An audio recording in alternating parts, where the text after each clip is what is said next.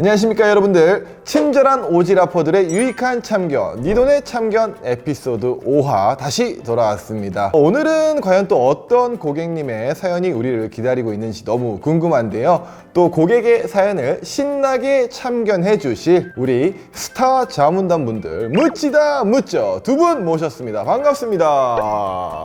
안녕하세요. KB국민은행 곽종규 변호사입니다.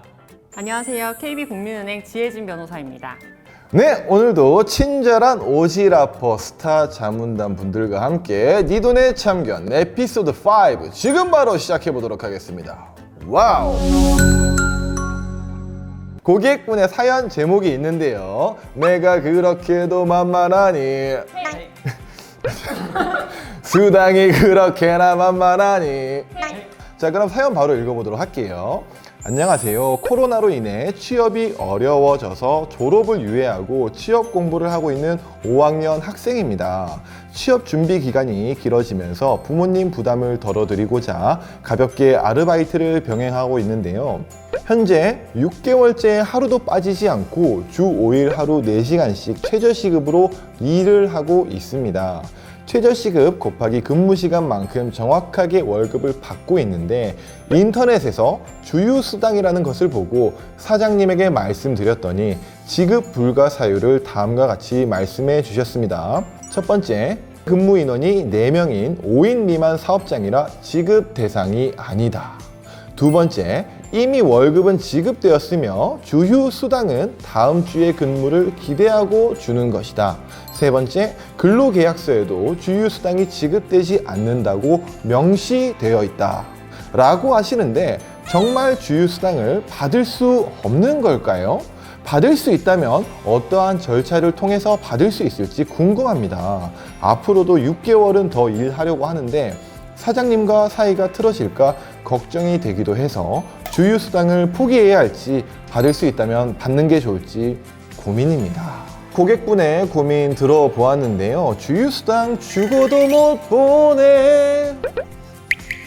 두 분이 좀 긴장하신 것 같아가지고 제가 좀 띄워보려고 하겠습니다. 죄송합니다. 사실 아르바이트 할 때는 특히나 더더욱 이런 코 묻은 돈까지도 더 챙겨야 되는 거 아니겠습니까? 정말 이런 한 푼 한 푼이 정말 중요한데요. 지금 그러면 이 주휴수당을 지금 못 받으시는 거잖아요. 지금 빨리 해결해야 될 것 같거든요. 바로 한번 알아보도록 하겠습니다. 그럼 첫 번째 질문부터 제가 한번 드려보도록 할게요.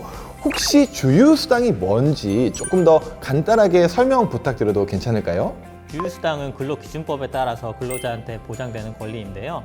예를 들어서 일주일에 수정 근로시간 15시간 이상을 일하게 되면은 하루에 유급휴가를 주게 됩니다. 근데 그 유급휴가 때 주는 수당을 주휴수당이라고 하고, 주휴수당은 하루 일을 하지 않아도 하루치 임금을 준다라고 보시면 됩니다. 법적으로 내가 일하면서 당당하게 찾을 수 있는 권리인 주휴수당, 좀 더 자세한 설명도 한번 들어보도록 하겠습니다. 주휴수당의 지급 기준과 계산 방법에 대해서는 제가 설명을 드리겠는데요. 지급 기준도 생각보다 간단합니다. 두 가지인데요. 하나는 소정 근로 시간의 충족, 두 번째는 이제 소정 근로 일수의 충족이라고 보시면 되는데, 첫 번째 소정 근로 시간 같은 경우에는 일주일 총 소정 근로 시간이 15시간 이상일 것을 충족하면 되고요. 두 번째는 소정 근로 일수. 이 소정 근로 일수는 고용주와 근로자가 일주일 동안 근로하기로 한 일수를 말하는데, 그 근로일을 만근하였을 경우 이 조건을 충족하게 되는 겁니다. 특히 이제 궁금해하시는 부분 중에 하나가 연장 근로에 대한 부분인데요. 연장 근로는 이제 소정 근로 시간이 아니기 때문에 포함되지 않고요. 그래서 이제 주휴수당 계산법에 대한 것을 한번 설명을 드리면, 주휴수당 계산법을 통상 근로자의 일반적인 경우를 전제로 해서 이제 좀 단순하게 해서 설명을 드려볼게요. 주 5일 근로로 보통 하루에 8시간씩 근로를 하기 때문에 40시간을 기준으로 해서 40시간 미만 근로자의 경우에는 그 일주일간의 총 소정 근로 시간을 5로 나눈 다음에 약정시급을 곱해주시면 되고요. 40시간 이상 근로자의 경우에는 8시간에다가 약정시급을 곱해주시면 됩니다. 사연자님 같은 경우에는 4시간씩 5일 근로를 하셨기 때문에 20시간이잖아요. 그러면 이제 40시간 미만 근로자이기 때문에 이제 총 소정 근로 시간이 20시간을 5로 나눈 다음에 약정 시급을 곱해주게 되면 주휴수당이 34,880원이 나오고요. 이걸 이제 사주로 환산하게 되면 이제 139,520원이고, 그래서 이제 월급 69만 7,600원에 이 주휴수당을 더한 83만 7,120원이 월급이 되겠습니다. 오, 이게 생각했던 것만큼 그렇게 복잡하지도 않고 네. 계산법도 생각보다 간단해가지고 굉장히 딱 설명을 들으니까 이해가 잘 되는 것 같습니다. 그리고 이 지금 주휴수당이 월 14만 원 정도라고 이제 계산이 나왔는데 생각보다 이게 큰 금액이에요. 근데 이런 걸 또 안 줬다라고 하니까 제가 조금 부들부들합니다. 네, 알겠습니다. 그러면은 여기서 또 궁금한 점이 하나가 있는데요. 일주일 소정 근로일수를 만근해야 된다라고 말씀하셨잖아요. 근데 뭐 특별한 사정이나 그런 게 있어가지고 그 주에 연차 같은 걸 사용했다라고 하면은 그럴 때는 어떻게 해야 될까요? 연차는 기본적으로 이제 유급휴가입니다. 그렇기 때문에 이제 우리가 만약에 연차를 썼다고 월급이 깎여서 나오지 않잖아요. 네, 마찬가지로 이제 그것은 출근한 것으로 보기 때문에 연차를 사용하더라도 주휴수당은 발생한다고 보시면 되고요. 다만 일주일 내내 연차를 사용했다. 그 경우에는 이제 주휴수당이 발생하지 않는다는 점 주의하셔야겠습니다. 덧붙여서 연차 수당에 대해서 간단하게 설명드리도록 하겠습니다. 연차 수당도 근로기준법에 따라서 근로자에게 제공되는 권리라고 볼 수 있습니다. 연차 수당이란 근로자의 경우에 1년 중 80% 이상을 근로하게 되면 15일의 유급휴가를 주게 됩니다. 그때 미사용한 유급휴가에 대해서 수당을 지급하게 되는데 이를 연차 수당이라고 하고, 연차 수당 계산은 일일 통상 임금에 미사용 연차 일수를 곱하게 되면은 그 금액이 되겠습니다. 한번 정리를 해보자면은 주휴수당은 일주일에 한 번 주휴일에 대한 보상인 거고, 연차수당은 미사용한 연차에 대한 보상이 되는 거네요. 네, 맞습니다. 오, 연차수당은 일일 통상 임금이라고 해서 아무래도 조금 더 쏠쏠하게 들어오지 않을까 싶습니다. 그럼 이렇게 기본적인 사항들을 조금 알아보았으니까요, 우리 사연자분의 고민을 좀 잘 해결해 보도록 해야 될 것 같은데요. 먼저 사장님이 3가지 조건을 말씀해 주셨어요. 여기서 질문이 하나 있는데, 이 조건을 통해서 주휴수당을 줄 수 없다라고 하셨는데 정말 그런 건가요?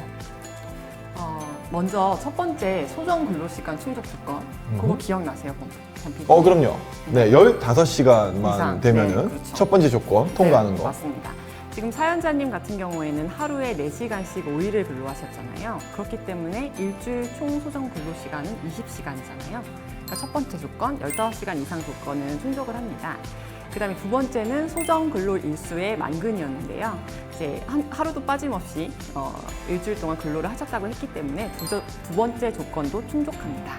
그렇기 때문에 지금 사장님은 이 2가지 조건 외에 다른 조건에 들어서 지급을 거절하고 계신 거거든요. 그렇기 때문에 이거는 부당한 지급 거절입니다.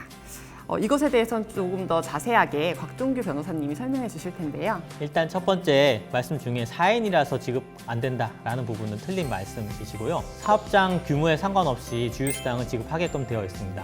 연차 수당과 다른 점이라고 보시면 되고요.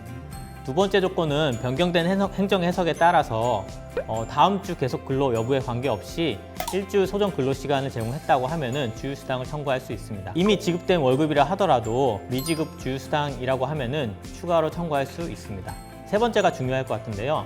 세 번째의 경우에는 근로기준법에 따라서 주휴수당은 강행 규정이기 때문에 이를 위반해서 당사자 간에 주휴수당을 지급하지 않는다라고 하는 서약을 작성했다 하더라도 무효라고 볼 수 있고 주휴수당은 지급해야 됩니다. 위반 시에는 근로기준법에 따라서 사업주가 형사처벌 대상이 될 수 있습니다. 따라서 주휴수당은 선택이 아닌 필수라고 볼 수 있습니다. 저는 사실 처음에 사연자분의 얘기를 듣고 사장님이 이제 3가지 그런 뭐 논리를 펼치시면서 안 돼라고 말씀을 하셔가지고 이 고민을 읽으면서도 우리 사연자분이 못 받으실 수도 있겠다라고 생각을 좀 하면서 마음을 졸였었는데, 주휴수당은 이제 앞서 우리가 말했던 2가지 조건만 충족이 된다라면은 다른 변명의 여지 없이 무조건 챙겨야 하는 것이 아닌가라는 생각이 듭니다. 그렇다면은 이제 사연자분께서 주휴수당을 받을 수 있는 것 같은데, 여기서 질문 한 가지를 조금 더 드려보자면은 주휴수당을 사업주로부터 받기 위해서는 뭐 어떻게 특별한 행동을 해야 될까요? 네, 만약에 지급하지 않았을 때 그때가 문제인데요. 이 주휴수당 같은 경우에는 근로기준법에 명시되어 있는 그 수당이기 때문에 이것도 임금입니다. 그래서 이걸 지급하지 않으면 임금 체불인 거죠. 오. 네. 임금 체불을 이제 진정하는 절차와 동일하게 진행을 하시면 되는데, 고용노동부 홈페이지에 들어가셔서 이제 민원 신청란에 들어가시면 임금체불 진정을 하실 수가 있어요. 피진정인 란에다가 사업주 정보를 입력해 주시면 되고요. 이제 임금체불을 입증할 수 있는 서류들, 예를 들면 이제 주휴수당을 빼고 입금받은 내역이라든지 아니면 대화 내용들, 이런 것들을 증거자료로 이제 첨부를 해주시면 되겠습니다. 사연자님 같은 경우에는 이제 그 지급 조건과 상관없는 3가지를 가지고서 지급 거절을 하셨으니까 이런 것들을 이제 첨부를 해주시면 될 것 같은데요. 여기서 주의하실 점이 이거는 이제 반의사 불벌죄라고 조금 용어가 어려울 수 있는데, 한번 진정을 취하시게 되면 다시 접수가 어려울 수가 있어요. 그렇기 때문에 꼭 돈을 받은 다음에 그 다음에 취하를 해주셔야겠습니다. 사연자분 말고도 이렇게 아르바이트를 하시면서 사실 이 주휴수당을 못 받으신 분들이 생각보다 굉장히 많으실 것 같고, 우리의 권리이자 노동의 대가들을 꼭 챙겼으면 좋겠습니다. 여러분들 다들 열심히 일하시는데 받을 건 반드시 받아야 되지 않겠습니까? 그리고 마지막으로 질문이 한 개가 더 있는데요. 단기 아르바이트 계약을 할 경우에 이제 보통 계약서를 없이 이렇게 진행하는 경우도 있잖아요. 그럴 때도 어떻게 뭐 좀 보호를 받을 수 있을까요? 근로계약서는 사업주의 법적 의무라고 볼 수 있습니다. 따라서 사업주가 단기 아르바이트를 쓴다 하더라도 근로계약서를 작성해야만 합니다. 다만 근로자 입장에서는 근로계약서 작성하지 않는다 하더라도 처벌받지는 않는데요.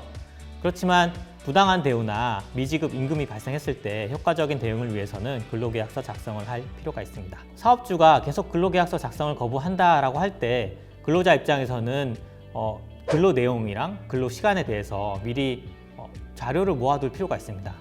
아르바이트를 하는 중인데 근로계약서를 작성을 계속 거부한다라고 할 때 근로자 입장에서는 사업장 관할 지방노동관서에 신고를 할 수가 있습니다. 네, 덧붙여서 제가 이제 근로계약서를 작성할 때 꼭 들어가야 될 사항들에 대해서 좀 설명을 드리면요. 상호명, 그리고 이제 업무 장소, 담당 업무 내용, 그 다음에 근로시간, 그리고 주휴일, 임금 계산 방법, 임금 지급일, 이런 것들이 이제 기재가 되어 있는지 꼼꼼히 챙겨보셔야겠습니다. 또 근무한 지 1년이 되지 않았더라도 주 15시간 이상 근로자이면서 5인 이상 사업장의 경우에는 월 개근하였다면 월 1회에 연차가 부여된다는 점도 잊지 않고 챙겨주시면 좋겠습니다. 네, 이렇게 주휴수당에 대해서 저희가 다 같이 한번 알아보았는데요. 근로기준법의 토대는 이제 노동을 하는 인간이 존엄성을 가질 수 있도록 근로조건을 법률로 정한다라는 헌법 제32조에 있습니다. 알바라도 네가 알바 아니야? 가 아닙니다, 여러분들. 다들 알고 가셔야 되는 겁니다. 저도 오늘 배우고 갑니다, 여러분들. 우리 모두 알바든 정직원이든 계약직이든 프리랜서든 우리의 권리를 지켜나가야지만 더욱 좋은 사회가 되지 않겠습니까, 여러분들? 우리 모두 함께 지켜나가 주실 거죠? 두 분도 지켜나가 주실 거죠? 네, 좋습니다. 마지막으로 오늘 고민 상담과 관련해서 우리 두 자문 멘토님들의 소감 한번 들어보도록 하겠습니다. 네, 사연자분처럼 우리의 소중한 월급을 정확하게 지켜나가면서 똑똑한 근로자가 되는 날까지 저도 열심히 노력하겠습니다. 저도 월급 근로자인데 알아서 잘 주겠거니 생각하고 월급에 대해서 별로 관심을 갖지 않았던 게 사실인데, 사연자분은 정말 대단하다는 생각이 들고요. 그래서 이제 제가 언제든지 필요시에 우리 시청자, 구독자분들께 유익한 정보를 드려야겠다고 또 다시 한번 다짐했습니다. 네, 감사합니다. 우리의 자산을 심층적으로 관리해주는 친절한 오지라퍼들의 유익한 참견, 니 돈의 참견 5화 여기까지 하고요. 다음번에는 또 6화 더욱 유익하고 좋은 내용들로 찾아오도록 하겠습니다. 참견하러 갈 테니까 꼭 기다리고 계세요. 아시겠죠? 영상 재밌게 보셨다면 구독과 좋아요 부탁드려요.